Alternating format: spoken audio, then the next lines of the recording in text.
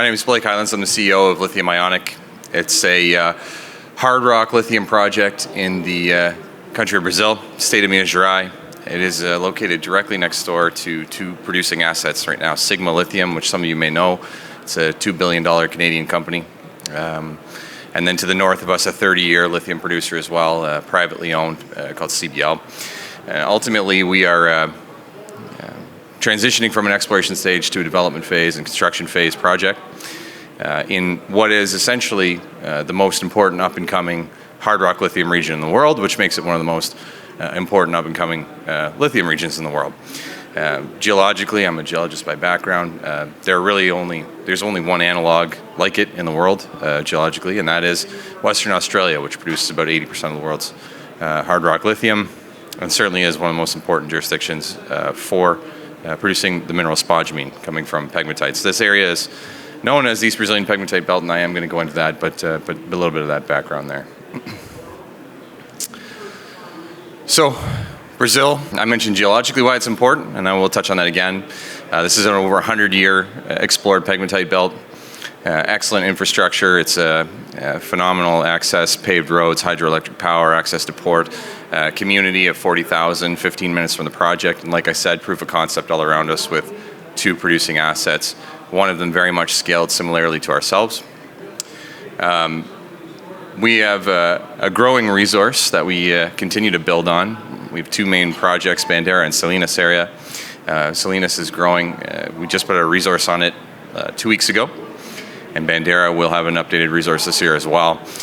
Both of these areas combined this year will probably exceed over 70 million tons of ore. That makes us the fastest growing and most successful exploration company in the region since we formed as a company. We formed a company in May of 2022 to have over 70 million tons at that point, a full feasibility done, waiting for our permit right now and set to start constructing this year is about as fast as I can remember on any project, and that is really our goal, is to continue to move fast, build low cost, and operate low cost in a market that we can be resilient to fluctuations in lithium pricing. You can see some of the economics around the feasibility on Bandera. A $1.3 billion NPV, 14-year project, 40% IRR, producing almost 200,000 tons of concentrate per year and building that for 266 million tons. I can tell you right now, all of those numbers are actually already getting better. We know we can substantially reduce that CapEx again. Big reason being is because of the quality and the type of deposit we're in. It's a spodumene-only deposit in these pegmatites, which means you're not doing chemical flotation, you're not doing evaporation pools, you're doing a simple gravity float. It's a crush, grind, gravity circuit. Makes it so that the all-in sustaining cost of this project shipped to Shanghai would be roughly $550 a ton. We know spodumene selling now for roughly $900 a ton, down from highs of $9,000 a ton. So $9,000 was ridiculous, $900 is ridiculous, but we're probably on our way back to a $1,500 to $2,000 a ton environment. However, that being said, comparatively speaking to other projects in our space, we produce for about $500 less per ton than them, and that is a large part because we don't need that chemical flotation on the back end as well. We produce a 5.5% concentrate simply from a gravity circuit and DMS. 266 million, like I said, that CapEx is going to come down. We know that as well. Just on DMS plant pricing and modular pricing alone, we could see a reduction of pricing coming down to at least 200 million. And we know that there are optimizations and contingency, et cetera, and some of the conveyors that we've put into our mine design that will reduce that again. I can speak to that in the sense that we know Sigma next door built their project for under $200 million 2 years ago. So it's not unusual to believe that this is a project that will be well in excess of a $1 billion NPV, built for less than 200 million and gone from brand new discovery to production in a 4-year timeline. So that's about as good as we can do right now, and we're going to continue to grow that resource and develop this project further. I've talked about this area a little bit and why Brazil's great, so I won't dwell too much longer on it, but Minas Gerais state means general mining in Portuguese.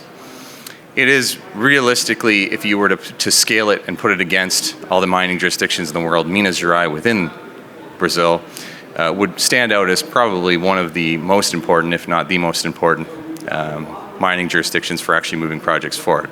Consider that we're waiting for a permit now on a project that, like I said, we made the discovery in May of 2022. It shows that there is a support level from the state of Minas Gerais to move projects forward, to bring these online, and ultimately develop the area that we're in and bring success and economic success to the Minas Gerais region. We work very closely with the state to get our permits. We're seeing lots of permit success, and we've seen projects be built quickly. So very, very important there. And like I said, geologically extremely important. While this pegmatite belt has been explored for over 100 years, it produces about 90% of the world's semi-precious gemstones. So there are a lot of lithium projects in the world. Some are good, some are not. But ultimately, we are in a region that is unique, both from a technical level and from a jurisdiction level. I already touched on this permitting timeline. We're in Canada, I'm Canadian. Permitting here takes a long time. It just does. There are many factors involved. First Nations groups, which we do not have in our property to deal with, as well as infrastructure issues in this country. Not issues, just realities in this country that we don't deal with as well. Like I said, paved roads, hydroelectric power already in place, operations around us everywhere, access via road, access via airport, and certainly access to port where we can ship to anywhere in the world. I've touched on those. You can see a bit of the layout of the property. And the bottom southern part of the property is what our feasibility study is based off of, and this is a continued growing resource where we're going to improve on those economics I talked about earlier. And to the north is Salinas, the Baixa Grande region, and we put out a 20 million ton resource on this just to give an idea of what the value of that could be. Our market cap now, about 150 million Canadian. Right next door, on the same trend, the same rocks, a company called Latin Resources was just bought by Pilbara, and Pilbara paid 377 million US. If I was to benchmark that ton for ton on the value of our exploration property, our company's valuation would be exceeded by just that exploration property, on a ton-to-ton valuation, meaning that Salinas alone is worth more than our market cap today. So that completely discounts an over $1 billion project to the south. We're going to close that gap. We're going to close that gap by continuing to grow that resource and moving to that construction phase, starting to move into development and showing that we can bring this project online. And what are we going to close? We're going to close a gap of 150 million to a project next door in Sigma of 2 billion. That's the delta, and that's what we're looking to continue to improve on. This map here just pointing at where these projects are. When I say we're right next door to them, CBL that's been producing for 30 years is 500 meters from us to the north. Sigma, which is Shusha, which is Sigma's flagship project, or where they've started.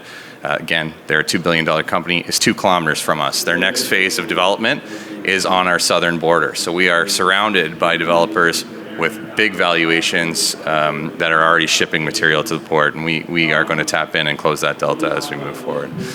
Again, I already talked about how these are going to continue to get better. I want to point out that even when you look at these feasibility numbers, we have an average spodumene price of $2,500 a ton, which is very high considering where we are right now. But we built in conservatism in the first 4 years of about $950 a ton. So these paybacks, these NPVs, they're still represented by the conservatism of about $900 a ton, which we're seeing in the market right now. What does that mean and why does that work? It's basically, again, like I said, we would be one of the lowest cost producers in the world, one of the lowest costs to build, and ultimately will render one of the highest returns with some of the highest quality material. Very low iron content, extremely, only spodumene, none of the lepidolite and biligonite, pedalite that you hear about in other projects around the world. Again, why we don't need chemical flotation. That's the Gantt chart, production by 2026, a 4-year from discovery to development and actually producing. Again, is probably the fastest you're gonna see in the world. A little bit of our background covered by 6 analysts, targets ranging from about $2.50 to $8, depending on who covers and their level of conservatism. Well held by insiders and lots of buying there as well. 10 minutes, thank you so much for the time, very, very much appreciated.